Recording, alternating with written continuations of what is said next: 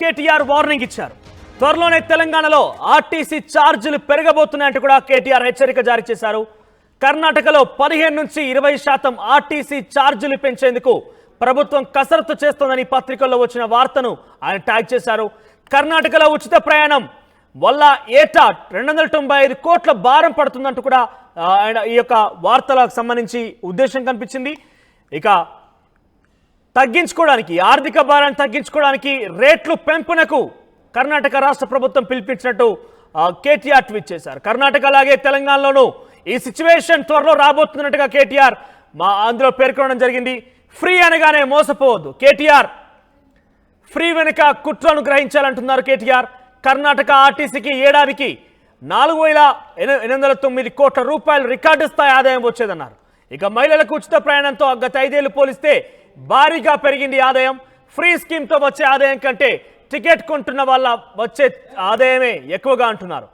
ఇక మహిళల ఫ్రీ స్కీమ్తో 2,404 కోట్లు వస్తే టికెట్ కొనే వాళ్ళ వల్ల 2,764 కోట్ల ఆదాయం వచ్చిందన్నారు. ఇక భార్యకు ఫ్రీ ఇచ్చి భర్త పిల్లల నుంచి అధిక ఛార్జీలు వసూలు చేయబోతున్నారనే విమర్శలు కూడా ఆయన గుప్పించిన పరిస్థితి కనబడుతుంది. ఒకసారి కేటీఆర్ చేసిన ట్వీట్ చూద్దాం.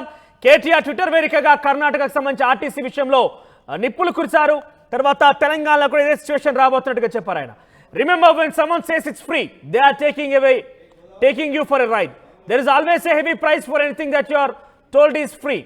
The day is not fair when Telangana RTC will also follow in the footsteps of Karnataka and increase bus fares. అంటే తెలంగాణ రాష్ట్రంలో కూడా కర్ణాటక తరహాలోనే బస్సుల ఛార్జీలు పెంపు జరగబోతోంది. సో ఇదే తరహాలో కూడా తెలంగాణ రాష్ట్రంలో ఉండబోతున్నట్టుగా ఆయన ట్వీట్లో పేర్కొన్నారు. కర్ణాటక రాష్ట్రం ఒకప్పుడు సుమారుగా 4,000 కోట్ల ఆదాయాన్ని ఆర్జించినట్టుగా చెప్పారు.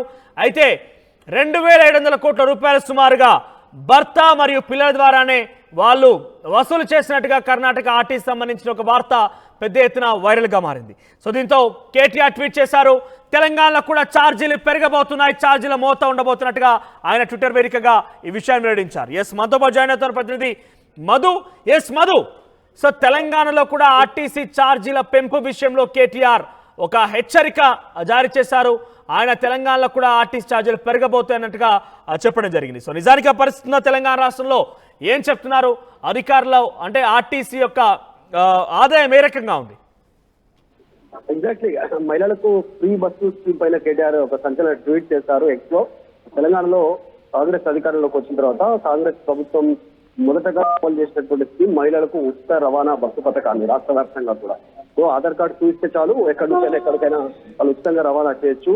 ఏదైతే ఫ్రీ అనేటువంటి మాట చెప్పి ప్రభుత్వం కానీ ఇంకా ఎవరైనా సరే ఫ్రీ అనేటువంటి మాట చెప్పారంటే దాని వెనకాల మీకు భారం పడనుంది అనేటువంటిది కేటీఆర్ ట్వీట్ అంతరార్థం. ఫ్రీ బస్సు పథకం ఇంప్లిమెంట్ తర్వాత అట్లాగే సేమ్ కర్ణాటకలో కేఎస్ఆర్టీసీ భారీ నష్టాలు చవిచూస్తా ఉంది. గత 3 నెలలకు పైగా ఆందోళనలో ఉన్నారు ఆర్టీసీ సంబంధించినటువంటి ఉన్నతాధికారులు. రోజు ప్రతి నెల 295 కోట్ల భారీ లాస్ లో కేఎస్ఆర్టీసీ నడుస్తుంది. అక్కడ కూడా కేఎస్ఆర్టీసీలో కూడా ఉచిత బస్సు ప్రయాణం ఉంది మహిళలందరూ కూడా.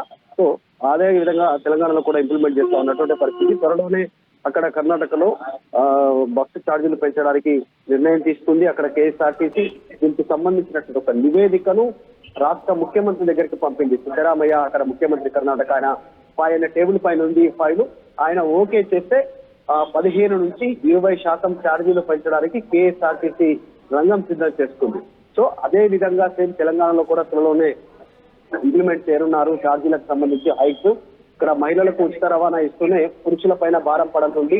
ఇది ప్రజలు గమనించకపోవడం వల్లనే ఇలా ప్రభుత్వాలు ఇలా చేస్తున్నాయంటూ ఆయన ట్వీట్ వేదికగా దీనికి సంబంధించి చెప్పే ప్రయత్నం చేస్తారు. ఉచితం అని మీకు ఎవ్వరు చెప్పినా సరే దాని వెనకాల భారీ ధర మీరు చెల్లించాల్సి ఉంటుంది, భారీ భారాన్ని మీరు చవిచూడాల్సి ఉంటుంది అనేటువంటిది ఆయన హెచ్చరించారు. కర్ణాటకను త్వరలోనే ఫాలో కాబోతుంది తెలంగాణలో కూడా త్వరలో బస్ ఛార్జీలు పెరగనున్నాయి అనేటువంటిది ఆయన ట్వీట్ సారాంశంగా ఆయన రాష్ట్ర ప్రజలకు హెచ్చరించారు ట్వీట్ ద్వారా. మధు, ఒకసారి మీరు హోల్లో ఉండండి. అయితే తెలంగాణ రాష్ట్ర వ్యాప్తం కూడా బస్ ఛార్జీల పెంపు అనే విషయాన్ని కేటీఆర్ ట్వీట్ చేశారు. అయితే ఈ విషయం కనుక మనం పరిశీలిస్తే కర్ణాటక రాష్ట్రంలో సుమారుగా 4,800 కోట్ల రూపాయలు అక్కడ ఆర్టీసీకి ఆదాయం వస్తోంది. అయితే దీంట్లో వచ్చేటువంటి ఆదాయంలో మహిళల నుంచి కేవలం ఉచిత ప్రయాణాల ద్వారా ప్రభుత్వం ఆర్టీసీకి చెల్లించేటువంటి ఆ విషయం కనుక పరిగణలోకి తీసుకుంటే కనుక అది కేవలం 2,400 కోట్లు మాత్రమే. అదే మగవారు ఎవరైతే బస్సు టికెట్ ధర చెల్లించి ప్రయాణిస్తున్న వారి సంఖ్య, ప్రయాణిస్తున్న వారి యొక్క ఆదాయం కనుక పరిశీలిస్తే 2,800 కోట్లుగా ఉంది. అంటే ఉచిత ప్రయాణం కంటే కూడా టికెట్ తీసుకొని ప్రయాణించేటువంటి వారి నుంచే అధికంగా ఆదాయం వస్తుంది. అయితే ఇక్కడ చాలా క్లియర్ ఒక చిన్న థిన్ లైన్ ఉంది. ఏంటంటే ఆదాయం ఎక్కువగా టికెట్ కొనేవారి నుంచే వస్తుంది అన్నప్పుడు డెఫినెట్గా ఆ ఛార్జీలు పెంపు చేశారు అనే విషయాన్ని కర్ణాటక రాష్ట్ర ప్రభుత్వాన్ని అక్కడ తీరును ఉద్దేశిస్తూ కేటీఆర్ ట్వీట్ చేశారు. ఎస్ మధు లైన్లో ఉన్నారా? సో ఇదే స్థాయిలో మహిళల నుంచి ఫ్రీగా ప్రయాణించేటువంటి మహిళల నుంచి ఎంత ఆదాయం వస్తుంది ఆర్టీసీకి, అదే టికెట్ కొని ప్రయాణించే వారి నుంచి ఎంత ఆదాయం వస్తుంది? తెలంగాణ రాష్ట్రం సంబంధించి ఏమైనా లెక్కలు ఉన్నాయా మన దగ్గర? ఎగ్జాక్ట్లీ, దీనికి సంబంధించి ఆర్టీసీ అధికారులు రెస్పాండ్ కావాలి. ఎందుకంటే ఇక్కడ ఉచిత బస్సు ప్రయాణం తర్వాత తెలంగాణలో ప్రజా రవాణా కోసం ఆర్టీసీ బస్సులలో ఎక్కువగా మహిళలు ప్రయాణిస్తున్నారు, పెద్ద ఎత్తున అనేటువంటిది రాష్ట్ర మంత్రులు పలు సందర్భాల్లో చెప్పినటువంటి పరిస్థితి రవాణా శాఖ మంత్రి పొన్నం ప్రభాకర్ పలు సందర్భాల్లో మెన్షన్ చేశారు. ఇన్ని కోట్ల మంది ఈ నెలలో ఇంత మేర బస్సు ప్రయాణాన్ని ఉపయోగించుకున్నారు ఉచిత రవాణా ద్వారా అనేటువంటిది స్టేట్మెంట్ చేస్తా ఉన్నారు. కాకపోతే ఆర్టీసీకి సంబంధించినటువంటి విషయంలో ఇప్పుడు ఇంకా ప్రభుత్వంలో విలీనం కాలేదు. విలీనం దిశగా గత ప్రభుత్వం నిర్ణయం తీసుకుంది ఆర్టీసీ, కానీ పూర్తిగా విలీనం కాలేదు. ఇప్పుడు కార్పొరేషన్ సంబంధించినటువంటి దాంట్లోనే ఉంది కాబట్టి ఆర్టీసీ కార్పొరేషన్ లోనే ఉంది. ఈ ఉచిత ప్రయాణానికి సంబంధించినటువంటి డబ్బులన్నీ రాష్ట్ర ప్రభుత్వం చెల్లించే అవకాశం ఉందా? మరి వచ్చేటువంటి ఈ ఆదాయానికి సంబంధించి మరి రాష్ట్ర ప్రభుత్వం ఇవ్వనుందా ఆర్టీసీకి? ఉచిత మహిళలు టికెట్ల ద్వారా టికెట్లు కూడా కౌంట్ చేస్తా ఉన్నారు, టికెట్ల ద్వారా ఎంతమంది ప్రయాణం చేస్తున్నారు అనేటువంటి. కాబట్టి చూడాలి రాష్ట్ర ప్రభుత్వం ఎలాంటి నిర్ణయం తీసుకుని ఆర్టీసీ ఛార్జీలు పెంచడానికి నిర్ణయం తీసుకుంటుందా తెలంగాణలో లేదా తెలియదు. కానీ ఇప్పటి వరకైతే ఆ తెలంగాణ ఆర్టీసీ రెస్పాండ్ కాలేదు. కేవలం కేఎస్ఆర్టీసీకి సంబంధించినటువంటి అంశాన్ని ప్రస్తావిస్తూ కోర్టు చేస్తూ కేటీఆర్ ట్వీట్ చేశారు. ఉచితమన్నా ఎవరు మాటన్నా కూడా అది ఖచ్చితంగా మీ పైన భారం పడుతుంది, కానీ ప్రజలు గమనించాలి. త్వరలోనే కర్ణాటక దారిలో తెలంగాణ కూడా ప్రయాణిస్తుంది అంటూ ఆయన ట్వీట్ చేశారు. చూడాలి మరి ఏమవుతుంది. ఇంతవరకు ఆ రవాణా శాఖ మంత్రి పొన్నం కానీ ఆర్టీసీ శాఖకు సంబంధించిన అధికారులు దీనిపైన రెస్పాండ్ అయ్యే అవకాశం ఉంది కొద్దిసేపట్లో. రైట్ మధు, ఇక ఓవరాల్ గా ఆర్టీసీకి సంబంధించిన అంశం బ్రేకింగ్ చూస్తున్నారు మీరు. కేటీఆర్ ట్వీట్ చేశారు. సో త్వరలో తెలంగాణ రాష్ట్రంలో కూడా కర్ణాటక తరహాలోనే ఆ బస్ టికెట్ ఛార్జీలు పెరిగే అవకాశం ఉన్నట్టుగా ఆయన ఉద్దేశిస్తూ ఆయన ట్వీట్ చేశారు. సో ఎక్కడైతే ఫ్రీ అనే అంశం ఉంటుందో అక్కడ డెఫినెట్ గా మిమ్మల్ని మోసం చేసేటువంటి ఒక అంశమే ఉంటుందన్నట్టుగా ఆయన ట్వీట్ చేశారు. ఇక్కడ మీరు చూస్తే కనుక కర్ణాటక రాష్ట్రంలో ఆర్టీసీ ఈ ప్రభుత్వంలో అంటే ప్రస్తుతం కర్ణాటక రాష్ట్రంలో కాంగ్రెస్ పార్టీ ప్రభుత్వం అధికారంలో ఉంది.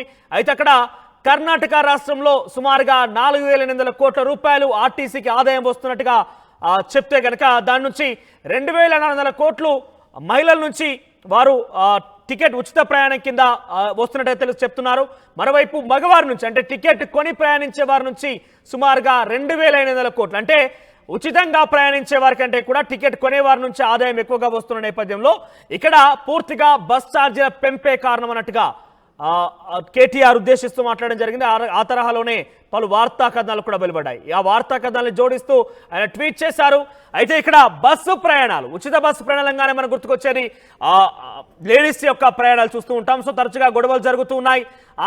ఆటో డ్రైవర్స్ ఇబ్బంది పడ్డారు, ఆటో ఓనర్స్ ఇబ్బంది పడ్డట్టుగా ఒక వార్తలు చూసాం. అయితే ఈ బస్సు ప్రయాణాన్ని ఏ స్థాయిలో మహిళలు అయితే స్వాగతిస్తున్నారో అదే స్థాయిలో వ్యతిరేకిస్తున్నారు కూడా. తెలంగాణ రాష్ట్ర ప్రభుత్వం బస్సు ప్రయాణాలు ప్రవేశపెట్టి సుమారుగా 8 నుంచి 9 నెలలు కావస్తోంది. ఈ ఉచిత బస్సు ప్రయాణం ముఖ్యంగా మహిళలకు ఉచిత ప్రయాణం అనేది చాలా వరకు సెన్సేషన్ గా మారింది. సో మీ అభిప్రాయం ఏంటి? మహిళలకు ఉచిత బస్సు ప్రయాణం మీద మీరేమనుకుంటున్నారు? మహిళల ఉచిత బస్సు ప్రయాణం మీకు అనుకున్నట్టుగానే సౌకర్యంగానే ఉందా, లేదంటే ఇబ్బందులు పడుతున్నారా? ఈ పథకం మీద మీ అభిప్రాయం ఏంటి? కామెంట్ రూపంలో తెలియజేసే ప్రయత్నం చేయండి.